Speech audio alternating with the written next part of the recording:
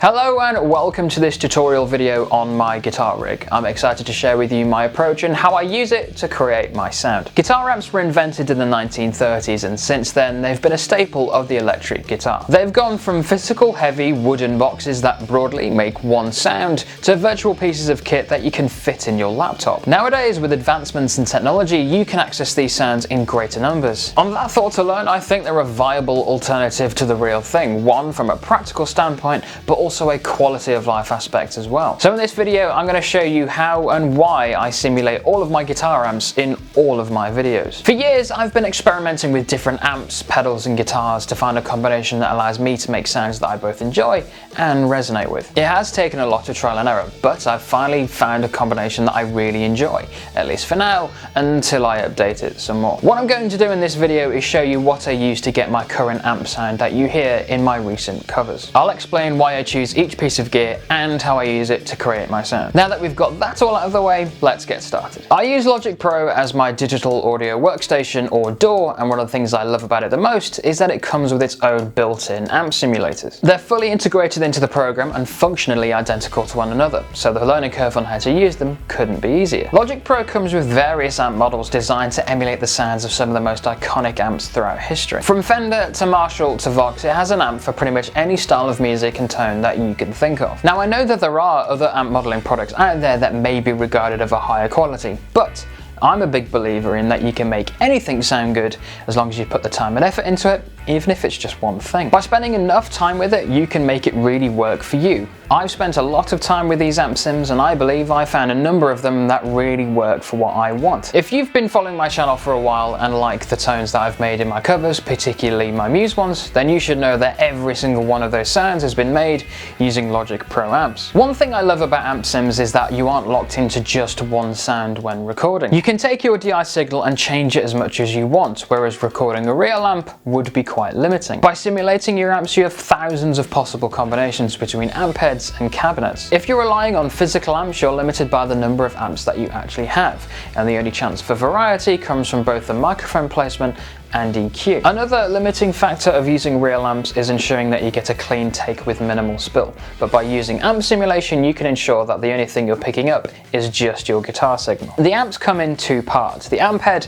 and the speaker cabinet. They can come as a matched pair, or you can mix and match them into any combination that you can think of. The speaker cabinets come in size ranges of 1, 2 and 4x12, the application of which is entirely down to the user and the desired outcome. You also have control over the simulated microphone that's been put in front of the speaker cabinet. These are modeling condenser, dynamic and ribbon type microphones, from the classic SM57 to an AKG 414 and more. Each amp head allows you to control the broad frequency ranges, bass, middle and treble.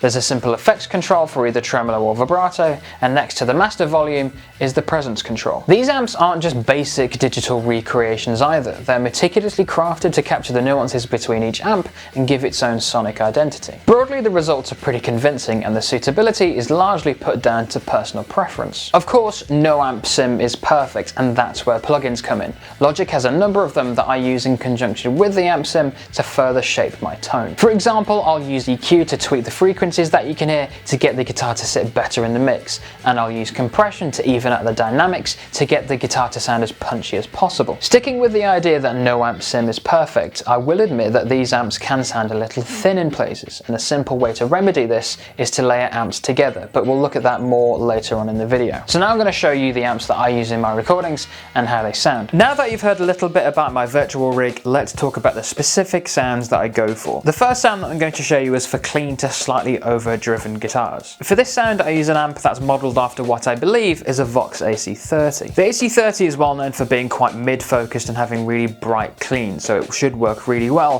for achieving clean tones. The basis for this sound is the British amp head, paired with the British 2x12 cabinet. I use two of these amps layered together as I'd mentioned before, and where the sounds differ is in the virtual microphone choice. One of these amps has Logic's version of the SM57 in front of it, while the other has the ribbon mic, which I believe is based off the Royer 212. The difference in sound between these two amps comes completely from the microphone choice, as the EQ settings between both amp heads are exactly the same. So now that I've given you a rundown of what's being used, let's take a listen.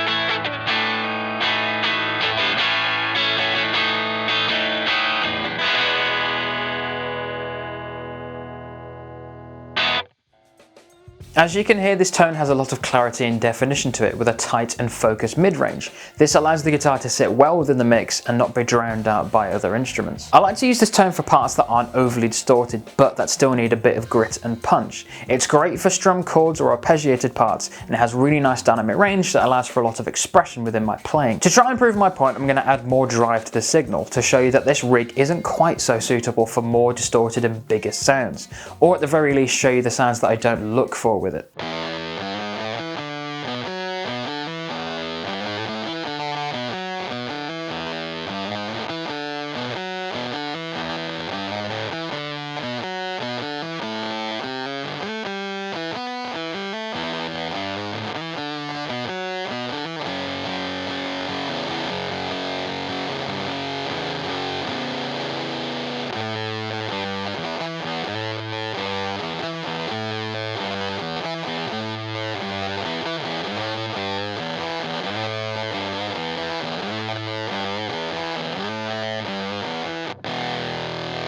Overall, this rig is a key part of my sound and I use it extensively on all of my recordings. It's a classic approach that's been used on countless records, and I'd say for good reason.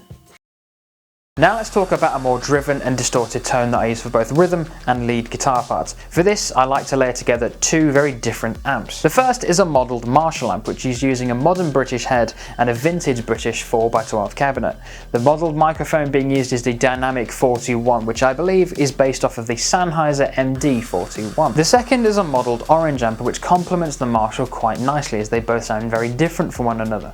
This rig uses the Sunshine amp head and cabinet combo with a ribbon mic in front of the 4x12. Now I'm going to demo each amp, and to really get across the differences I'm going to use the same input signal so that you can hear exactly what these amps are doing.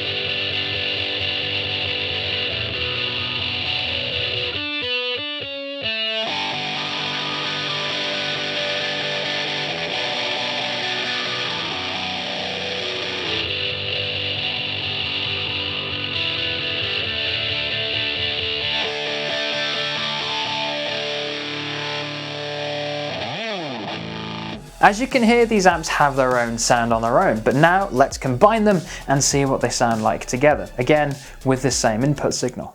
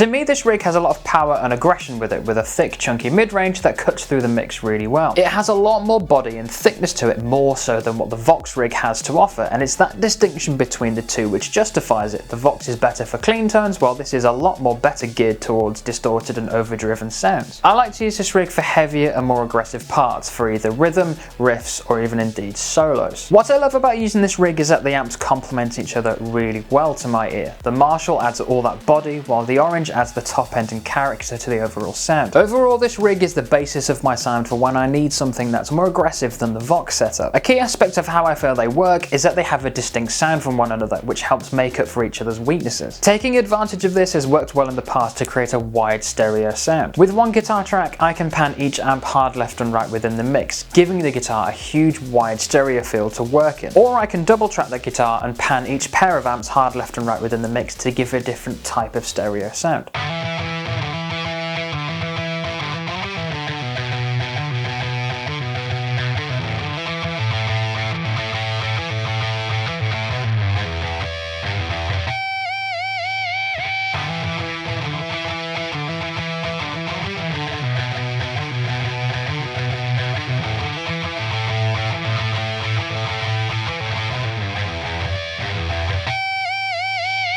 This approach takes full advantage of my Boss ES8. So for example, one channel might have the Boss OS2 on it and the other the MXR Brown Acid. The idea that combining these two distinct sounds together creates an even thicker and richer tone than a signal that's just relying on a single drive pedal does. And using two distinct amps together adds to this sonic diversity even more. And to me, combining this with the panning technique creates something very interesting indeed. Finally, let's talk about the setup I use for my biggest sound. It uses the Stadium head with the modern British 4x12 and the ribbon mic in front of it. Personally, I find that this amp head has a lot more clarity than most of the others, and it has a much more stable frequency range, allowing me to get a much more consistent sound. But what I like about this setup the most is that I use two of the same amp layered up together to create one massive stereo sound. It allows me to use patches on my ES8 that have drive pedals on each channel, but still use the same amp. It's a different approach than Sound 2, which is why it works in context, because it's so different, and it's that diversity that gives me so much more to work with when I'm mixing.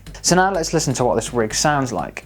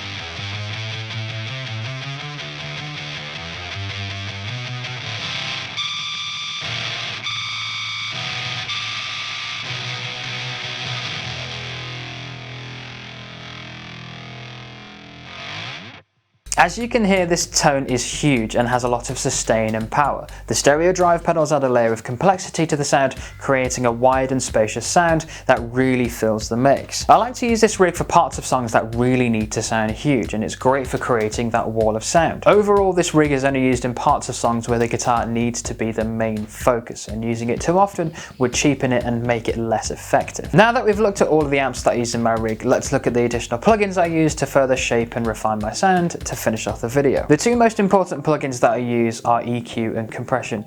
I'd argue that using both of them are essential to creating a good quality sound. EQ, or equalization, allows me to shape the sound of my guitar, getting it to sit better within a mix. By cutting or boosting specific frequencies, it allows me to create a sound that's both full and well-rounded, without any unwanted harshness or resonance. Compression allows me to even out the dynamics of my guitar tracks, making the quiet bits louder and the louder bits quieter. This creates a more consistent sound with a lot less variation in volume between notes and chords. Sticking with the EQ for a moment, two things I do with virtually every guitar track is to remove any frequencies from 100 Hz down. These frequencies aren't really part of a guitar track and certainly not its identity, and much more the realm of kick drums, floor toms and bass. The other thing I do with EQ is to pull down frequencies from around 240 Hz by a couple of decibels on a fairly wide cue. To me, these frequencies aren't really part of the core identity of a guitar, so they can be pulled down, and they build up quite easily and create quite a muddy tone, so pulling them down opens up a mix and adds a lot more clarity. I will also cut or boost other frequencies depending upon what I'm looking for, how it's sitting in the mix, and depending upon what amp I'm using. With compression, my approach is to get the guitar to sound as punchy as I can get, but as long as it sounds good. Having an overly compressed guitar in a fairly quiet section is really jarring and does not sound good at all. You don't really need that much compression on guitars that have got a lot of distortion and fuzz on them, as those pedals do a really good job at flattening out the dynamics on their own. What I just go for is to try and get a consistent sound across the entire song. Much like EQ, the compression really depends on what's going on within the song, so being aware of how it's sitting within the mix is absolutely critical. Together, both EQ and compression are a powerful combination that allow me to get a good consistent sound across all of my videos. So that's how I create the amp sound I use in all of my covers. We've explored the three broad amp sounds I have, demonstrated their sound, and how I utilize them in each song. Each rig has its own unique application and can be tweaked depending upon the song, but its approach is always the same. By experimenting with different sounds, we can explore new and exciting types of sounds that we can use in our rigs. I know that a lot of people won't look so favorably on Logic amp sims, but I believe that if you put enough time and effort into it, you will get something out of it that does sound good. I hope that this video has given you some insight on how I create my tone and given you some ideas of how you could potentially improve yours. Remember that the key is to keep experimenting and keep pushing the boundary of what's possible, and maybe you'll find something that you really enjoy. But in the meantime, I've been Harry, and thanks for watching.